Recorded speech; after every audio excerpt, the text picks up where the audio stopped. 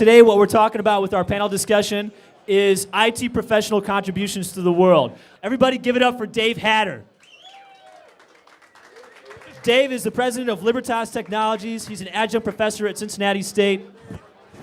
He's also a U.S. Chamber Blue Ribbon Award winner and a Cincinnati Chamber of Commerce Small Business of the Year Award winner as well. With us tonight on our esteemed panel, and I just have to comment, obviously everyone thinks of IT people as geeks, and when I look around, I don't see any geeks here, no dorks, there's no red-shirted ensigns. I don't see anyone, not one single person in a Star Trek shirt. So that's a good sign. With us tonight, we have some excellent speakers that I'm happy to announce. Steve Feller, Datascape business leader and security advisor from Harlan Financial. Steve, you want to tell us a little bit about yourself? Well, I'm Steve Feller. You guys asked for some rock stars tonight, and we didn't do enough for them being a rock star, so we got Bootsy Collins coming in later. That's great. Steve does have, he sold himself a little bit short here. He's got an MBA from Bowling Green State and a BSIM from the University of Cincinnati College of Business. And he's worked with Westinghouse, Intrieve, and Netigy. So we also have with us John Kaplinger, the Director of Emerging Technologies and Strategy at Cincinnati Bell Technology Solutions. That's right. We also have Tom Simpson. Tom's the Director of Architecture at CBTS since January of 2000. He's participated in the design and engineering of infrastructure, disaster recovery service. Yeah. What are some of the things that you've contributed to your organization? One of the things that I want to talk about is not to the organization today, but in the organization in the past, that I was involved with the superconducting super collider. And some people may remember that from a few years ago. My job was to design the systems as when the atoms collided, that we would collect all this terabytes of data. Well, one of the things that we designed was, I was responsible for, was the engineering of collecting that data and engineering systems. I think one of the latest things that we've done within CBTS is the virtual data center, which you've heard. Along those lines, I think the latest thing that I've been able to contribute is really the infrastructure for our virtual data center product. As those who've done business with CBTS, and especially in our data centers, we have 350,000 square feet of Tier 3 raised floor in the greater Cincinnati area. We've been a service bureau that we've actually learned how to, if you go to, some of our clients are here in Cincinnati, if you go to their ATM or you go to their teller system, those are all run on our systems that run in downtown Cincinnati. The other thing that you may not know is that our company is one of our sister companies. In school, if you ever filled out those little questionnaires where you filled in the dots, that's our sister companies. Actually, that's just part of our same company called Scantron. Hello, my name's Deborah Smedley, and my question is, what are some of the innovations that you've implemented during these tough economic times? You got to start thinking, what can I do that's out of the box that can solve today's problems?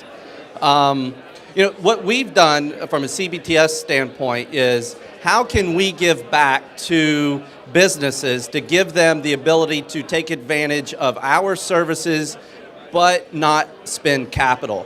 My name is Michael Sullivan. What measures or what gauges are you able to look at to really validate whether or not you're gaining either cost efficiencies from what you're implementing or generating revenue for the company to validate the spend? If we amortize the CapEx that we spend in a project, we're looking at from a top P&L line what the revenue is against that project. So, for example, raised floor space in data centers. For every dollar we spend per square foot, we want a return of X amount per square foot to provide that service. So the question is, I think, how do we convince folks who work in our organizations to give back to the community? My simple answer to that would be, obviously, every business out there can benefit from the value that IT can provide. At the end of the day, if IT is doing what it's supposed to do, it helps companies save and or make money. So particularly through nonprofit organizations and maybe smaller organizations that work in the community, IT folks can provide a lot of value, in my opinion, by helping them forward their mission through helping them save time and or make money. So, one of the specific things that I've done in that arena is to work with Xavier University And Xavier University, their students is to encourage them at their age to learn at a very early age that part of your job is your job. The other part of your job is how to contribute back to the community. With working with CBTS, they have been very specific, and almost every week I receive an email on how I can get involved with the community. Be it with the Pioneers program or with Cancer Free Kids, it's been something where they really impress upon you to get involved with the community. Are you guys finding yourself, are you trying to think outside the box? Are you guys looking to other technologies? Are you trying to innovate in different ways? The real value proposition of all IT is the ability to automate processes and help businesses save or make money. If I'm consuming upwards of 10 megawatts in a facility, by commoditizing the compute cycle, I'm helping my customers prevent the consumption of resources such as power. Contributions have been made in communication software. You're seeing the deregulation of telcos, so such as Cincinnati Bell.